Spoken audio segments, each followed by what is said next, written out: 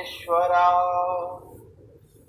गुरु है साक्षात परब्रह्मा तस्मै श्री गुरुवे नमः।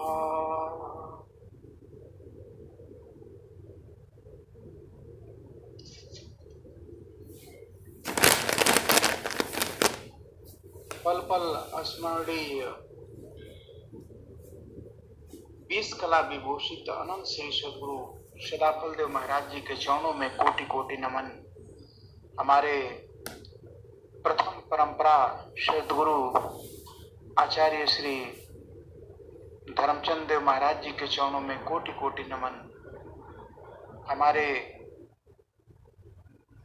ऑनलाइन जुड़े हुए साथी भौतिक आत्माओं और सब सदगुरु गुरु बहनों के आत्माओं के जीवों के पीऊ हमारे परम श्रद्धेय पूरे विश्व के लिए प्रचार का सबसे बड़ा कार्य लेके चल रहे हमारे वर्तमान स्वामी जी के चरणों में कोटि कोटि नमन। और संत भौर विज्ञान देव महाराज भैया जी के चरणों में कोटि कोटि नमन। उस समस्त परिवार के चरणों में कोटि कोटि नमन करते हुए ऑनलाइन जुड़े हुए सारे गुरु भाई गुरु बहन जिनके अंदर वो सदगुरु सत्ता ही कहीं ना कहीं से विद्यमान होकर के आज हमें प्रवचन का और सत्संग का इतना बड़ा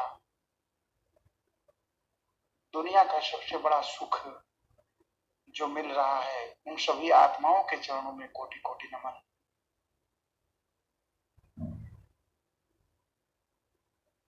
चार भुजा के भजन में लागी रहे सब पंथ, कबीरावा को सुमिरता जाकी भुजाय अनंत। इस पद में कितना सुंदर वर्णन किया गया है कि आज दुनिया में जितने भी पंथ चल रहे हैं वह चार भुजाओं के भजन में लगे हुए, अर्थात कहीं न कहीं से ब्रह्मा जी, विष्णु जी, शिव जी, इसी में पूरा संसार के मानव फंसे हुए हैं। जो मनुष्य तन पाना अति दुर्लभ है, लेकिन उन विरही आत्माओं पे जिन पे सदगुरु की बहुत बड़ी कृपा है, वह उनका भजन करते हुए भी और उसमें इसमें जितने भी गुरु भाई हैं, शुरू में हम लोग वहीं पे जुड़े, लेकिन उससे उबार के सदगुरु अपने चरणों में बैठा दिए। यह उस सदगुरु सत्ता का बहुत बड़ी कृपा है हमारे पे, क्योंकि जिसको जितना भौतिक ज्ञान है, मैं देख रहा हूं आज समाज में जिसको जितना भी भौतिक ज्ञान है और भौतिक ज्ञान के धरातल पे जो जितना आगे है, वह अध्यात्म में उतना ही पीछे, क्योंकि उसे कहीं ना कहीं स्वाभिमान है, अभिमान है कि मैं कुछ हूं। और जो चारों तरफ मारा हुआ है उसको सदगुरु ने वर्णन करके उनसे कहीं हजारों गुना आगे रख दिया है। यह उस सदगुरु सत्ता की बहुत बड़ी, हम सभी गुरु भाई गुरु बहनों पे बहुत बड़ी कृपा है। उसका आभार जितना भी प्रकट किया जाए उतना ही कम है। आज जैसे हमारे सदगुरु हैं, वह जो कार्य कर रहे हैं, जो उनका कार्य है, जरूरत है वैसा ही अनुसरण करके उसी कार्य में लग करके जगत के कार्यों से हट करके और उस कार्य में अपने आप को लगाने की। क्योंकि जब हम उसमें अपने आप को लगाएंगे तो हम कहीं न कहीं से कर्म से अलग होंगे। हमारा कर्म न बन करके निष्काम कर्म योग की श्रेणी में चला जाएगा। अर्थात हम जब वैसी आदत बना लेंगे, जब हमारी आदत वैसी हो जाएगी जो कर्म से अलग हमको कर दे, जैसा कि हमारे सदगुरुदेव भगवान ने स्वरवेद में इतना अच्छा वर्णित किया है, इतना अच्छा उसको लिखा है और दिया है कि हमारा जब कर्म न बने, जब हम इस सदगुरु सत्ता से जुड़ते हैं, स्वरवेद की वाणी को पढ़ते हैं, स्वरवेद का श्रवण करते हैं, श्रवण के साथ साथ अध्ययन करते हैं, तो उस विहंगम योग की इस विमल धारा में वह शक्ति है कि उस योग साधना द्वारा हमारे कर्मों का जो हमें फल मिलना है, वह फल किसी न किसी भोग के रूप में मिलना है। वह कर्मों का फल का जो भोग मिलना है वह योग साधना के द्वारा है।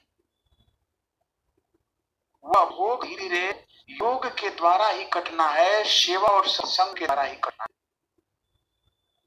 अगर हमारे सदगुरु हमें बहुत बड़ा कष्ट है तो सदगुरु हमें सारे कष्टों को बहुत छोटे से में निकाल देते हैं। अर्थात अगर किसी का बहुत बड़ा एक्सीडेंट होना है तो अगर सदगुरु के शरणागत होकर के उन आगा में वह जीव रहता है तो उस जीव के उस बहुत बड़े कष्ट को एक ठोकर में जितनी चोट लगती है उनमें सदगुरु नहीं देते। यह सदगुरु में और उस प्रभु में अंतर है, क्योंकि परमात्मा हमें हर कर्मों का फल अगर हमें 100 गुना देते हैं तो सदगुरु जरूर फल देते हैं, लेकिन उसको 100 गुना करके 100 का एक भाग दिया। यह सदगुरु सत्ता में और उस प्रभु के विधान में और उनके बनाए हुए नियम के अनुसार मिले हुए जीव को दंड में अंतर है। अर्थात एक जीव को जितना भोगना है वह भोग सदगुरु बहुत कम कर देते हैं, जितना जीव आसानी से सह ले। और लोग कहते हैं कि हमें तो बहुत कष्ट हो रहा है, हम पहले सुखी थे। कितने लोगों का हम सुनते हैं जहां हम लोग प्रचार कार्य में जाते हैं, चाहे कुछ दिन से अगर कोई गुरु भाई गुरु बहन जुड़े हैं तो कभी कभी शुरू में तो जब जुड़ेंगे तो उनको ऐसा लगेगा कि अरे यार सदगुरु में हम जब जुड़े तो हमको जो नहीं होना था वो होने लगा, बड़ा अच्छा लगने लगा, हमारा ये काम हो गया वो काम हो गया। लेकिन जब वह जीव कुछ समझने लगता है, कुछ सदगुरु के चरणों में कुछ चलने की उसकी आदत बनती है, तो उस जीव के कष्टों को इसी जन्म में तारने की, जैसे कि मान लीजिए हमारा जो हमारा कर्म फल मिला हुआ है, उस कर्म के फल के अनुसार अगर हमें 10 जन्म और लेना है, जैसे मान लीजिए कभी पेड़ बन करके 100 साल खड़ा रहना है, कभी कीड़ा बन करके नाली में पड़ना है, कभी कोई पशु बन करके पशुवत योनि में उस कर्म फल की भोग योनि को प्राप्त करना है।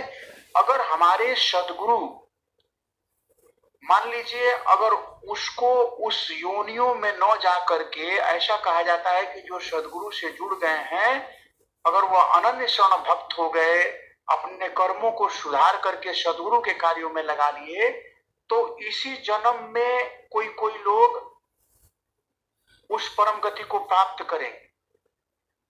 कोई गुरु का लाल है जो अंत क्षिति को जाए, पंच क्षिति है योग की,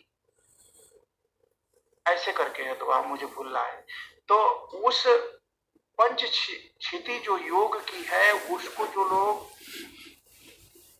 कर लेते हैं बढ़िया से, और उसको जो नियम आज्ञा में रह करके, गुरु के सारे विधान में रह करके, उनके और कहे अनुसार रह करके, उनकी सेवा सत्संग में रह करके जो जीव अपने आप को सुधार लेता है, उस जीव को सद्गुरु सत्ता वर्ण कर चुकी होती है।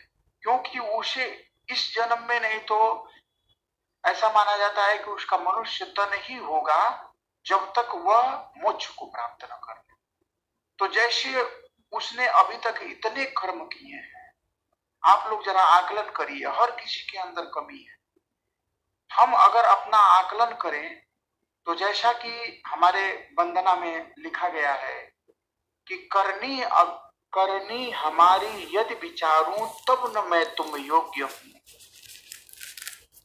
अगर मैं अपनी करनी को विचारूं प्रभु, तो मैं आपसे आपके कृपा का पात्र बनने के भी योग्य नहीं। लेकिन हमारे कई जन्मों के कर्मों के पुण्य फल उदय हुए हैं जो आपकी कृपा प्राप्त हुई है, जिसके अनुसार आपने हमारा वर्ण किया है, और कुछ ही मनुष्य तन दे करके और उसमें हमारे सारे कर्म के फलों का भोग प्राप्त करा के हमें आपको मोक्ष करा दो। तो जरा सोचिए, आप लोगों को या हमको अगर कह दिया जाए कि धूप में, कड़ी धूप में 1 घंटा खड़े हो जाइए, तो हमें 1 घंटा खड़े होने में लगेगा कि अरे यार इतना बड़ा कष्ट हो रहा है, कितना आज तो पूरा कष्ट ही कष्ट मेरा बीता, मेरा तो आज दुर्गत हो गई। अरे यह दुर्गत क्या है? जितने जन्म जन्मांतर से जरा सोचिए, अभी भोग योनि अगर आपको 84 लाख योनियां बताई जाती हैं, अगर भोग योनि आपको एक पेड़ बन करके अगर खड़े रहने की मिल जाए तो 100 साल तक एक जगह बंद करके न अपनी मर्जी से आप एसी चालू कर सकते हैं, न अपनी मर्जी से पंखा चला सकते हैं, और धूप में आप ही का जीव खड़ा रहता है। तब जाकर के अन्यत्र और सब योनियों में भोगते भोगते परमात्मा की बड़ी कृपा होती है और आप अपने कर्मों का भोग परमात्मा के हिसाब से प्राप्त करके मनुष्य तक को प्राप्त करते हैं। अब सदगुरु को अगर हमारे 2-4 जन्म में ही हमारे सारे कर्म नष्ट करने हैं, तो वो मान के चलिए जो 100 गुना कष्ट हमको हर योनियों में मिलना है, 1000 गुना, लाखों गुना, करोड़ों गुना जो कष्ट मिलना है, उस कष्ट को थोड़ा सा अगर परेशानी मिल करके, वो परेशानियां कहा जाता है कि हे प्रभु, अगर परेशानी आती है और आपकी याद और आती है तो वह परेशानी मुझे दीजिए ताकि मेरे कर्म कष्ट उसमें मिटे। आपकी तो इतनी कृपा है कि 1000 गुना कष्टों को आप उसी कष्टों में काटें। तो समझदार लोग कभी अगर थोड़ी सी विपत्ति आ जाती है तो जिसको यह समझ है वो कभी नहीं घबराता है। वो ये सोचता है कि मेरे सदगुरु मेरे पापों को काट रहे हैं। वह खुश हो जाता है कि हे प्रभु, आज आपकी बड़ी कृपा है कि आपने थोड़ा कष्ट बढ़ाया, मेरे कितने जन्मों के कर्मों के फल को काट रहे हैं प्रभु, और काट करके मेरी गति को आगे कर रहे हैं। अगर आपको, मैं पिछली बार भी कह चुका हूं, अगर आपको इसमें कष्ट मिलने लगे ना मेरे गुरु भाई गुरु बहन, तो आप खुश हो जाइए, क्योंकि वो कष्ट अच्छे हैं जिसमें हमारी सदगुरु की और याद आए, उनकी विरह वेदना और बढ़े, जिससे हमारा अधोमुखी से ऊर्ध्वमुखी विकास हो। हमारी चेतना जो संसार में फंसी हुई है, कम से कम उसी कष्टों की वजह से सदगुरु को याद करके अर्ध से ऊर्ध्व की तरफ हमारे कष्ट मिटे।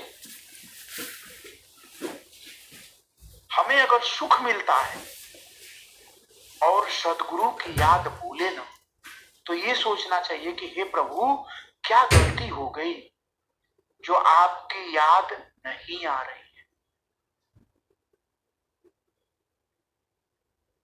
कहा जाता है कि सुख में दुख में सुमिरन सब करे, सुख में करे न कोई, और जो सुख में सुमिरन करे तो दुख काहे। तो आप लोग तो गुरु भाई गुरु बहन इतने बड़े धन्य हैं, आज सत्संग आपको इतना मिल रहा है, इतना मिल रहा है कि इस सत्संग की विशेष कृपा से आप लोग सुख में भी उस परम सत्ता से जुड़ करके 1-1.5 घंटे सत्संग जो कर रहे हैं, यह कहा जाता है कि एक घड़ी आधी में बुनियाद, कबीर संगत साधु की मिटे कोटि अपराध। अगर एक घड़ी आधी की भी आधी घड़ी सत्संग करने का मौका मिले या सुनने का मौका मिले, तो उसमें हमारे करोड़ों जन्मों के पाप धुलते हैं। इतनी सत्संग की महिमा है। तो आप लोग तो सुख में भी सुमिरन कर रहे हैं। यह कितनी बड़ी कृपा है उस प्रभु की, उस सदगुरु की। ये भी कृपा उन्हीं की है जो हमें सत्संग मिल जाता है। मैं तो कभी कभी नहीं जुड़ पाता हूँ, और पेशेंट करने के चक्कर में मैं उन लोगों से बड़ा खुश रहता हूँ। कई गुरु भाई मेरे पास आते हैं, कहते हैं डॉक्टर साहब आपके पास तो बड़े पेशेंट हैं, दिन भर बिजी रहते हैं। हम कहें भाई ये मैंने भोग मांगा है, वो मुझे मिल रहा है, लेकिन आप लोग हमसे बहुत अच्छे हैं, जो भले ही थोड़ा कम माया में है, और लेकिन प्रभु के शरणागत होकर के हर सत्संग में पहुंच जा रहे हैं, हर जगह आप लोग पहुंच करके स्वामी जी के कार्य में पहुंच जा रहे हैं, सेवा में पहुंच जा रहे हैं। मैं तो कम पहुंच पाता हूं। कभी कभी कहता हूं कि हे प्रभु क्या दे दिए हैं, लेकिन उनकी कोई गलती नहीं। कहीं ना कहीं से जीव मांगता है वही उसको। अगर कोई अधिकारी है, कोई बहुत बड़ा अधिकारी है, कोई इंजीनियर है जिसको 1 लाख 2 लाख 4 लाख 5 लाख का पैकेज है महीने का, उसको 1 मिनट की फुर्सत नहीं मिलती है। उसको प्रकृति ने इतना फंसाया है, दुनिया में तो बहुत बड़ा तेज है जो वैज्ञानिक है, लेकिन उसको प्रभु का भजन करने की फुर्सत नहीं है। और जो बिल्कुल एक रोटी खा करके मजदूरी करके अपना फिट है, वो कितना भाग्यशाली है अगर उसको सदगुरु का भजन मिले। तो इसलिए हमको क्षण क्षण पल पल हरीश मिलो, तभी कुशल हमारी है। सदा पर मुक्त हो जाओ जग से, नहीं तो दुख भारी है। हमें तो पल पल क्षण क्षण अगर सत्संग मिले, सत्संग बस बोली का ही सत्संग नहीं है। इस सत्संग से उठिए, स्वामी जी की किताबों में मैगजीनों में लगे रहिए। मैं सोचता हूँ लेकिन लग नहीं पाता हूँ, कितनी बड़ी कमी है मेरी, खुद हो नहीं पाता है। लेकिन कम से कम सत्संग होता रहता है। धीरे से फोन उठाए, धीरे से जुड़ गए, किसी न किसी का चल रहा है।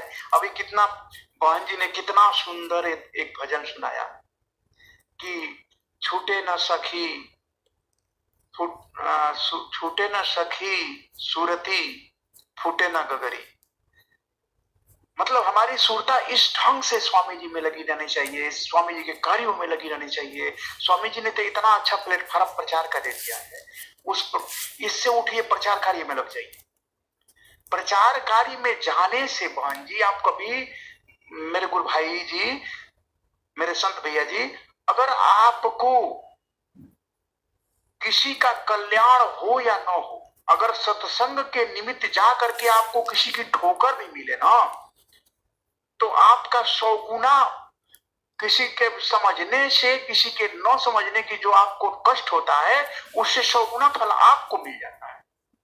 उसको मिले चाहे नहीं मिले, वो सुधरे चाहे नहीं सुधरे, लेकिन सदगुरु की कृपा आप पे हो जाती है। इसलिए हर क्षण कोशिश करना चाहिए प्रचार कार्य की, प्रसार कार्य की। हमारे सदगुरु इतने देश विदेश में, हमारे संत और विज्ञान महाराज जी क्यों दौड़ रहे हैं? वो हमारा कल्याण नहीं, उससे बहुत बड़ा कल्याण खुद का अपना कर रहे हैं, और वही चीज अपने अंदर धारण कर लेना है। यही हमारा प्रचार प्रसार कार्य है। उससे हमारी चेतना इतनी ऊर्ध्व होगी, इतनी ऊर्ध्व होगी कि कोई जवाब नहीं। आप कभी सदगुरु के कार्य के लिए निकल के देखिए, आप हर क्षण अपने हर पल पल में सदगुरु को पाएंगे, और जगत के कार्य में रहेंगे, सदगुरु की यादें नहीं आएगी, ये चेहरे नहीं आएंगे। यही निष्काम कर्म योग है। जब सदगुरु के कार्य के लिए चलेंगे, अपना कर्म जो छूटा, सदगुरु का कार्य आया, तो वह कर्म न बन करके अकर्म हो गया। जैसा कि श्री कृष्ण भगवान को कहा जाता था कि श्री कृष्ण भगवान जब कभी भी कष्ट में नहीं रहे, हमेशा हंसते थे। क्यों? वो जानते थे दुनिया कुछ नहीं है, हर जीव, हर प्राणी के अंदर परमात्मा का वास है। किसी भी प्राणी को हमारे संत और विज्ञान देव महाराज जी हमेशा कहते रहते हैं, हम किसी को अगर खूब खुश नहीं कर सके तो किसी को भी थोड़ा सा भी कष्ट देने का कोई हक नहीं है।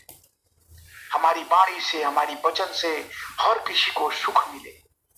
हमारे कर्म से, हमारा कर्म ऐसा हो, हमारे हाथ उठे तो सदगुरु के कार्य के लिए, हमारे पैर उठे तो सदगुरु के कार्य के लिए, हमारा जबान उठे तो सदगुरु के प्रवचन के लिए। ऐसा जब बन जाए तो समझिए कि अब हमारी गति कुछ अच्छी हो रही है।